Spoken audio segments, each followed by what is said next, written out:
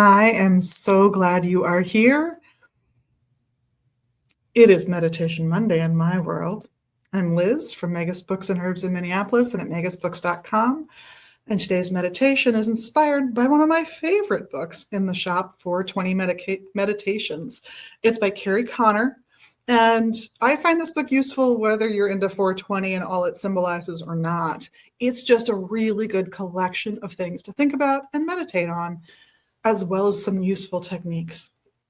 With that said, this is inspired by an early November meditation recommendation in 420 Meditations.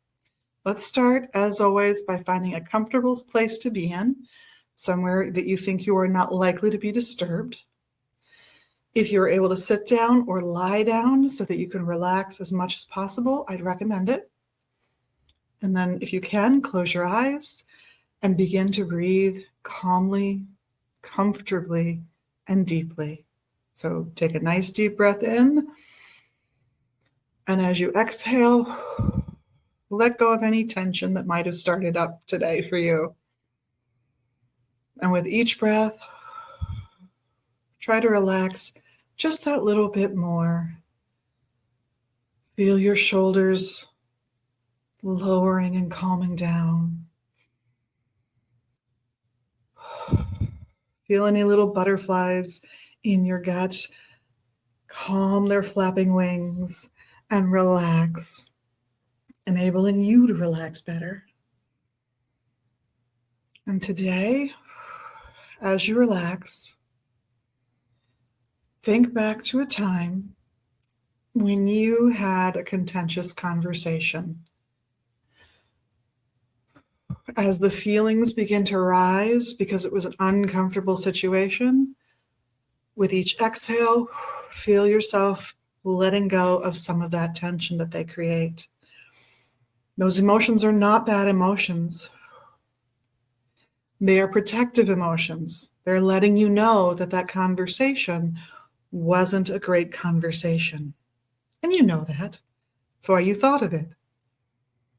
So as you let go with each exhale and detach yourself as best you can from the conversation, look at it with your mind's eye, not your heart's feelings, but your mind's eye.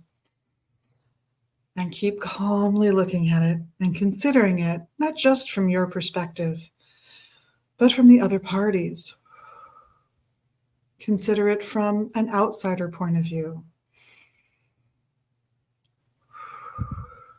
And recognize that while you cannot change how someone responds, you can change how you act. You can choose to gather yourself the next time you have this kind of conversation and not react to the feelings or language that is thrown at you by the other person in the situation with you. Because they are in the situation with you. They're not somewhere else, but they do have their own motivations, their own needs. And as important as your needs are, theirs are to them. This is a time and a space to think about not what happened, but what will you do the next time something like this happens, and begin to rehearse your own best response to the situation, whether it's with the same person or a completely different situation with a completely different person. By taking time in a calm, meditative frame of mind to replan those responses, you are better prepared the next time something contentious arises. And especially as we're heading into a time of year when many families gather together, maybe not once or twice, maybe even more than that, it's a good time to prepare yourself for what you will do. Is your best response to walk away, smile, say thanks for sharing, and exit that immediate area? Is your best response to have something that motivates them to perhaps change their perspective?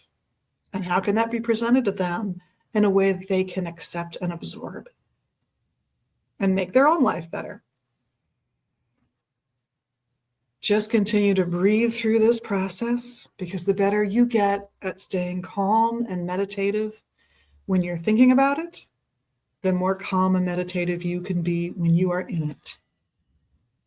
On behalf of myself, Liz, and the rest of the crew here at Magus Books and Herbs in Minneapolis and online at magusbooks.com, thank you so much for being your amazing, magical you and for doing all the little magical things you can do here.